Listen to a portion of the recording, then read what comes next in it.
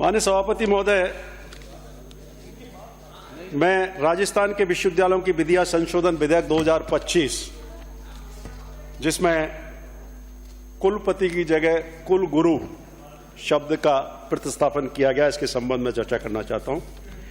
मैं तो आपके माध्यम से माननीय उच्च शिक्षा मंत्री जी से यही पूछना चाहूंगा और ये बताने का कष्ट करें जब रिप्लाई करें कि कुलगुरु और कुलपति में अंतर क्या होता है, क्यों इसको लाया गया। आप खुद कह रहे हैं इसको कि the vice chancellor is the principal executive and academic officer in the state funded university of Rajasthan, looking to the existence of the guru shishya परंपरा in India since ancient times.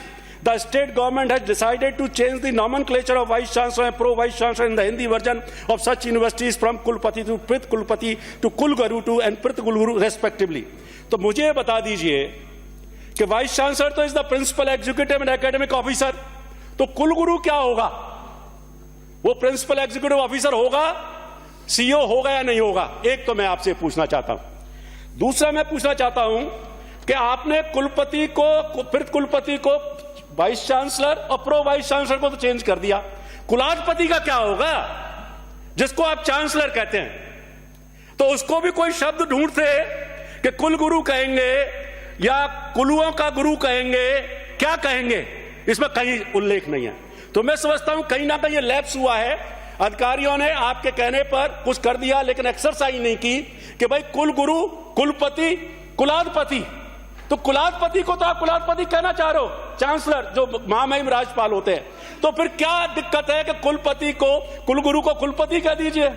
तो एक बेसिक जो अंतर है कि कुलाधिपति का इसमें कहीं जिक्र नहीं है। अरे यार सुन लो यार मेरी बात, मेरे को बोलने दो। आप वहां से बैठे बैठे कोई बेकारी बात करते हो, समझ ले, मेरे से बहस कर लेना बात में ना बोले कोई बैठे। कुलाधिपति बिराजे मानिए, बिराजे मानिए, आप बिराजे। चांसलर एक अधिकारियों ने ये किया, असल में बात ये है कि अधिकारियों के कहने से ये सरकार। आप बिराजे, बिराजे। तो एक कुलाधिपति का इसमें कहीं जिक्र नहीं है, जो महामहिम गवर्नर बाय एक्स ऑफिशियो कुलाधिपति बोलते हैं और एक्ट में ये प्रावधान है, उनको कुलाधिपति कहा जाता है, ये तो आप भी जानते हैं।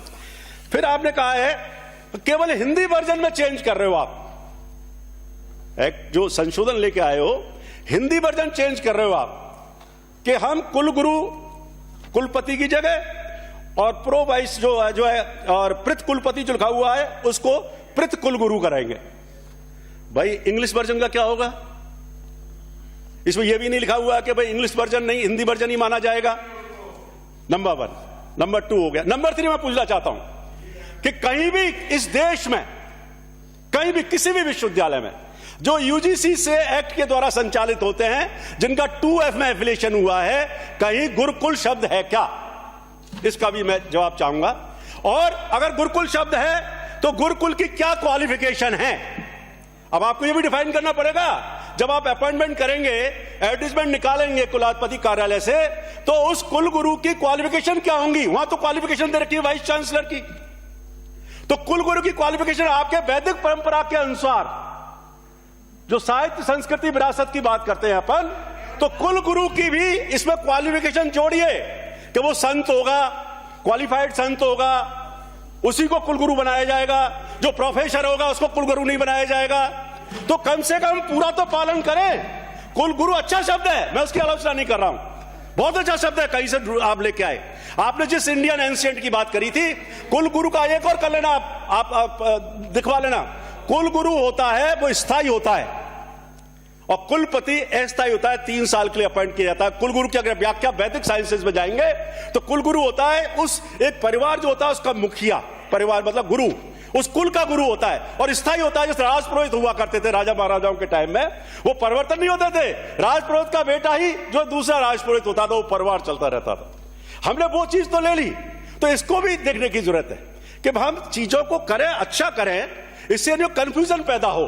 अब एक तरफ बड़ा अच्छा अजीब लगेगा, कुलाधिपति को तो अपन चांसलर बोल रहे हैं और इनको हम बोलेंगे वहां गुरुकुलु, क्या कुलगुरु और प्रित कुलगुरु। अब प्रित कुलगुरु कहने में, प्रोनाउंसिएशन में ही बड़ी दिक्कतें होंगी। तो ये के पीछे दूसरी चीज मैं कहना चाहूंगा, माननीय सभापति महोदय आपके माध्यम से, अच्छा होता आप एक विधेयक लेके आए, बिल लेके आए कि विश्वविद्यालयों का जो सिस्टम है वाइस चांसलर्स वाला, आप सब जानते हैं, चाहे ये पक्ष हो कोई भी हो, इनकी जो कारगुजारियां हैं, कार्यप्रणालियां, उनके ऊपर भी कोई सुधार के लिए लाते हैं। और मैं आपको सजेस्ट करूंगा कि रिफॉर्म्स कमीशन या reforms in higher education, technical education, professional education पे आप बनाएं, जिससे कि जो स्थितियां हो रही हैं, अब आप जानते हैं क्या कहें, पहले भी हुआ ये, जो कुलाधिपति आते हैं वो अपने साथ वाइस चांसलर लेके आते हैं। इसको चेंज करिए, एक संशोधन लेके आइए कि on the advice of the state government, not in consultation with the government, इसको करिए। नहीं तो राजस्थान के हमारे शिक्षाविद तरसते रहेंगे वाइस चांसलर बनने के लिए। ये मैं फैक्ट कह रहा हूं, ये बात राजस्थान के राज्य के हितों का है। मेरिट के आधार पर बनाइए, कौन मना करता है? मेरिट वाले यहां मेरिटोरियस लोगों की कमी नहीं है, चाहे मेडिकल का फील्ड हो, टेक्निकल एजुकेशन का फील्ड हो, हायर एजुकेशन का फील्ड हो। राजस्थान के लोग नाम कर रहे हैं दुनिया में, आप जाइए तो क्या कारण है कि राजस्थान के लोग कुलपति नहीं बन सकते? इसको भी सोचिए। तो इसके लिए भी अगली बार इसका संशोधन लेके आइए। मैं कहना चाहूंगा ये बहुत जरूरी है। एक शिक्षक रहा हूं, कॉलेज शिक्षक रहा हूं, इसलिए मैं जानता हूं इनके सिस्टम को कि what is going on the university. आप चेक करिए। मैं मानता हूं राज्य सरकार के हाथ बंधे हुए हैं, कुलाधिपति कार्यालय उस पर करता है, लेकिन आप कुलाधिपति महोदय से बात करिए, मीटिंग करिए कि आप चाहते हैं सारी एजुकेशन स्टैंडर्ड हम सुधारना चाहते हैं, क्वालिटेटिव एजुकेशन हम देना चाहते हैं। तो role of vice chancellor Bharatpur का आपको मालूम है, सुखाड़िया यूनिवर्सिटी में पहले क्या हुआ ये भी आपको मालूम है, सब कुछ मालूम है। तो क्या कारण है? जोधपुर सभी, ये नहीं मैं सबकी कह रहा हूं, ये पर्टिकुलर किसी का नाम नहीं, मैं तो सबके जो आया है जिनके खिलाफ कार्रवाई हुई है या हो रही है, मैं सबकी बात कर रहा हूं। क्या कारण है? उसका कारण यही है कि गवर्नमेंट का कोई कंट्रोल नहीं है। वो केवल वो एक्ट में जो संशोधन हुआ उसको हटाइए, बात करिए और इसको करिए। एक बात और कहना चाहूंगा कि मैं इस संबंध में, क्योंकि हायर एजुकेशन का मामला है, ये मौका है, आप बहुत शरीफ और अच्छे आदमी हैं, इसलिए मैं आपसे कहना चाह रहा हूं कि इसमें इनिशिएट लें और इनिशिएट लेकर के इस काम को करेंगे तो बहुत अच्छा होगा। तीसरी बात मैं कहना चाहूंगा, डेमोक्रेटिक जो सिस्टम है यूनिवर्सिटीज का, सीनेट और सिंडिकेट, आप देखिए जो सिस्टम था वो बंद पड़ा है पिछले 10-15 सालों से, करीब 10 साल होंगे, आप चेक करवा लीजिए। क्या कारण है? स्टूडेंट्स का उसमें रिप्रेजेंटेशन नहीं हो पा रहा है। क्या कारण है? सिंडिकेट में स्टूडेंट्स नहीं आ पा रहे हैं। मैं चुनावों की बात नहीं कर रहा हूं, चुनाव आप कराएं मत कराएं वो एक अलग इशू आपका विषय सरकार का, पर मैं कर रहा हूं उनका जो डेमोक्रेटिक रिप्रेजेंटेशन है उसकी वजह से इन पर नकेल कसने नहीं हो पाती है, नकेल नहीं कस पाते हम लोग। इसको सोचिए। और जो रोल है आप खुद कर लीजिए स्टडी और बुला लीजिए वाइस चांसलर्स को, वो सरकार को तो कोई क्या कहूं कह नहीं सकता है, आप खुद जानते हैं अच्छी तरह। उस रोल को बढ़ाइए, सरकार के रोल को बढ़ाइए और क्वालिफिकेशन और इसके संबंध में एक संशोधन लेके आइए, तब जाके होगा। और फिर मैं ये आपको कह रहा हूं, ये इससे इतनी दिक्कतें होंगी आपके कुलगुरु की कि यूजीसी, क्योंकि ये कंकरेंट लिस्ट में है एजुकेशन, और आप स्वयं जानते हैं जितना भी यूजीसी की क्वालिफिकेशन इस पर लागू होती हैं, जो उनका एक्ट है उसकी, और उसमें आपने कुलगुरु शब्द कर दिया। कहीं यूजीसी से भी कंसल्ट कर लीजिए कि भाई हम ऐसा कर रहे हैं, कहीं ऐसा नहीं हो कहीं कोई लोग हाई कोर्ट में जाए, सुप्रीम कोर्ट जाए, उसको नल एंड वॉइड करवा दें, करिए। और उस चौथा ये मैं कहना चाहूंगा, कुलगुरु, कुलपति जो होता है, कुलपति, अब यूनिवर्सिटीज रेजिडेंशियल यूनिवर्सिटीज तो है नहीं, एफिलिएटिंग यूनिवर्सिटीज आप भी जानते हो, और कुलगुरु होता है एक कैंपस, केवल जो वहां गुरुकुल चलता है उसका कुलगुरु होता है, एक कैंपस होता है पर्टिकुलर, चाहे वो 10 बीघे का हो जाए, 50 बीघे का हो जाए।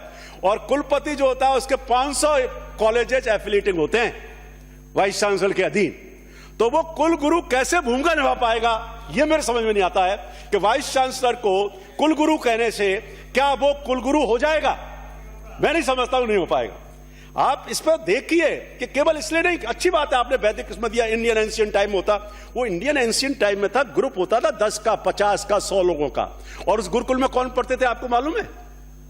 कौन लोग पढ़ते थे? किसी गरीब का बच्चा पढ़ता था? किसी दलित का बच्चा उस गुरुकुल में जा पाता था क्या? बताइए आप खुद जवाब दे देना। कौन से गुरुकुल में? बहुत सिलेक्टेड होंगे, एक आध गुरुकुल ऐसा होगा जिसमें गरीब दलित का बच्चा जा पाता होगा।